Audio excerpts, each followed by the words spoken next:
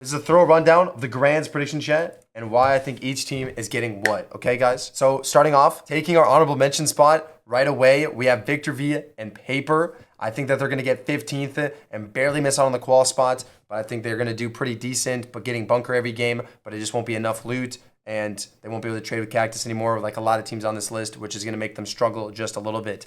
Next up, sneaking ourselves in there, I think it's going to be OliverOG and Craze. It's going to be me and Craze. I don't know if I'm talking in third person. We're conned off spawn in the top right. Should be pretty free off spawn. Maybe they leave, and if they leave, we'll also be able to do pretty good too. Surge is going to be a little bit of a problem compared to last season. Even now Cactuses are gone, it'll be still a problem because of our spot. I think we'll be able to do pretty good. Next up, we got 13th. We got Yappy and Kwani and Yapko. In the bottom right, they have a ring on their hill, which they're going to zoom into center zone or zoom to whatever hill they want to play, and they're going to be able to get the positioning after looting up off spawn in a condensed loot path. They'll be looking really good, and they will call land as well. Next up, we have Mongrel and Savage in 12th place. I think they're going to qualify land just by their previous performances. Surge won't be as much of a problem, so I think they're still in a good spot to trade with people or mess with people at least. And Mongrel does have good Surge stats. Even though he has double the damage that he's dealt than taken, that's a good stat. That's fine. You know what I mean? Especially when they have a few Cactuses. He can get 500 damage, and he'll take 250 and use a few Cactuses, maybe a big pot that they might have extra at their spot because they do get good loot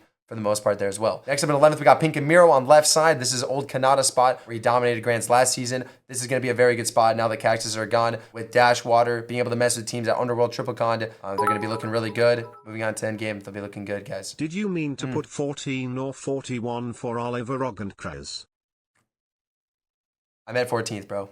Chill out. Good vibes only, bro. Next up, we have Bryce and Bolts in 10th place. They're going to be getting Forecast Tower unconned a majority of the games. Now that Reed and Ritual don't need to have Surge Cactuses and they don't need to get thousands and thousands of damage for Surge, they're going to be able to play around a little bit more. Maybe they will mess with them some games. We're assuming on paper, Reed and Ritual won't need Forecast like last Grands, and Bryce and Bolts will get Forecast almost every single game, allowing them to know where next zones are, and they're not going to need Surge as much too. So they'll be able to play for Forecast more comfortably and get Surge regularly. That's why they're up on the 10th place on the list. Cooper Kanata, I dropped them down a bit because there's no more Cactus. Kanata and Cooper don't get their triple Cactus anymore. Center map is going to be more of a grief fest. And sometimes if you're watching Cooper and Kanata, they don't get a Surge gun, or they both don't get a Surge gun. They play more spray guns when they're trading with NPen right next to them when they used to land there. So they're going to be more griefed. They're not going to get as much free trading Surge. They still will have some stuff to use, but I think they're going to be a little bit more shambles now center map because they don't have Cactus. I think they'll still do good getting 9th place. Next up, we have Acorn and Cold, the only team that could be triple conned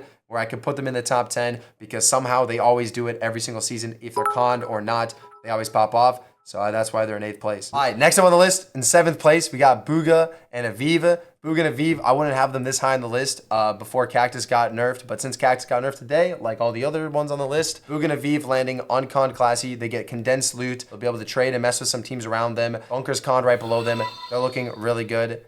They're going to go crazy. I'm not going to lie. 14th is underperforming. Yo, Peter with the tier 1 for 37 months. Brother's been resubbing for 37 months, bro. W, Peter, bro. You got me on 12th? Oh, thanks, Peter. Let's go, bro. W, bro. You know, maybe you could, like, drop us the coin one game, Peter. You know, who knows, bro. We could pad over to Redline, bro. Let me know. Just kidding. That was a joke, by the way, chat. It's a joke. Maybe you'll find it on my dead body.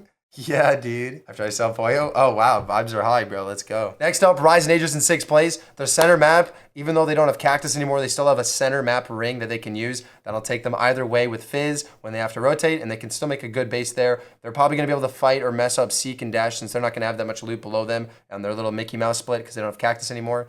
And they're looking really good center map. Rise and Aegis, very consistent, solid team. They might even pull some cannons out of their booty cheeks. They might use some cannons. We'll have to see, though. We'll have to see for some rotates. Who knows? Or some kills. Next up, we got Batman, Booga, and Rapid. They've been dominating this season a lot. Uncon Grim Gate. Bucky didn't make it to Grands, so they get Uncon Grim Gate, which would be even better for them. A lot of teams conning around them. They have Dash Water to mess with whoever they want to mess with, and they play it very good. They also have some tricks up their sleeve as well. So excited to see how they perform, and I think they'll have a guaranteed top 10, probably a 5th performance out of Batman, Booga, and Rapid, looking good. Reed and Ritual also coming off of a top 5 last season in Grands, looking good as the meta is now basically the exact same with just a few Cactuses that get broken, but they won't regen during Grands. So Reed and Rich are looking very good in 4th place. They're going to play how they already have played, trading with some teams all around them, messing with the team, and then coming back with extra heals at Reckless. They're looking good. That's why I put them in the big 4th place. Next up, we have Clicks and Vino in 3rd place. Clicks and Vino, they're looking very good with their surge plan, and they're able to get their forecast tower as well. Tavern Con bottom side by cheaters that are still not banned. We'll see how that goes. But if they don't get banned, then Clicks and Vino might be able to mess with them. They can mess with Death and Edgy right below, next to them with Paco.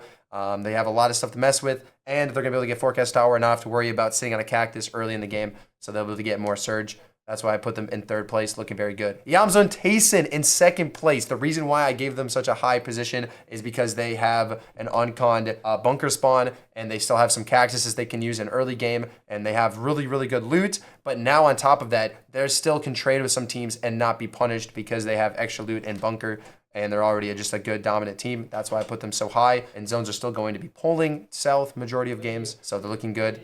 And that's why I put them in 2nd place. Yamzo and Tayson. And in 1st and final place, we have Peter and Pollo dominating FNCS with Heal Coin, the only team that can trade and have infinite healing. Peter and Pollo is going to mess up Shadow and Virgo. They're going to mess up Sid and her face below them. They're going to be able to look at the Mickey Mouse splits around them and just punish the lobby, maybe even Mongo and Savage, and they'll just be able to regain their heals. They can fight for Flippin' Island, regain heals after taking angles, and Peter is never going to really lose HP. He's going to be able to trade all day, and they're going to have good surge every game and can just play consistent end games, looking really good. With the AR as well, being able to beam everyone. Peter and Pollo looking like a guaranteed top 3. I say they win FNCS, and that's about it.